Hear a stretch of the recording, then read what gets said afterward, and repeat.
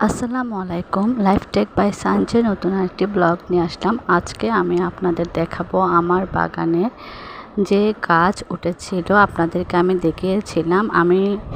এটা আসলে কী গাছ ছিল আমি কনফিউজড ছিলাম, কারণ এটা আমার চাল কুমড়ার মতো লেগেছিল, শসা গাছের মতো লেগেছিল।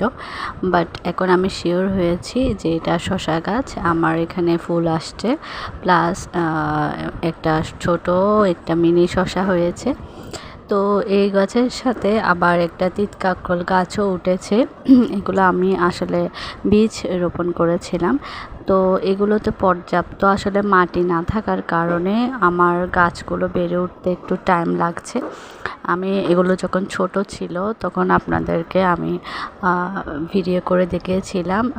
এই ভিডিওর লিঙ্কটা আমি ডেসক্রিপশন বক্সে দিয়ে দিব, আপনারা চাইলে দেখে আসতে পারেন।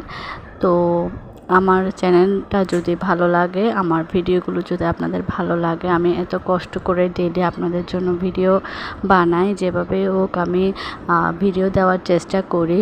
তো সেজন্য আপনারা প্লিজ আমার চ্যানেলটাকে সাবস্ক্রাইব করে আমার পাশে থাকবেন। তো আজকে আমি আমার শসা গাছে সার প্রয়োগ করব। এই যে দেখছেন আমি জৈব সার, এটা আমি বাজার থেকে কিনে এনেছি, 50 টাকা প্যাকেট নিয়েছে। আপনারা আসলে যে কোনো সবজি গাছে মূলত এই সারটাই ইউজ করবেন। অন্যান্য ধরনের রাসায়নিক সার দিলে গাছগুলো মরে যায়।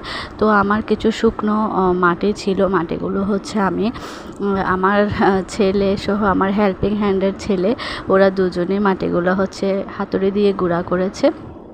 তো আমি সারগুলো ওখানে মিক্সড করার পরে তো ওখানে সারগুলো এই যে বাচ্চারা দিয়ে দিচ্ছে ওখানে। আসলে আমার ওই মাটি কম থাকার কারণে মাটি মিক্সড করতে হয়েছে, তা না হলে আমার গাছ যেখানে রোপণ করেছি ওখানে যদি মাটি থাকতো ওই মাটিতে আমি আসলে দিয়ে দিতে পারতাম। বাট আমার মাটি কম থাকার কারণে আমার মিক্সড করতে হয়েছে।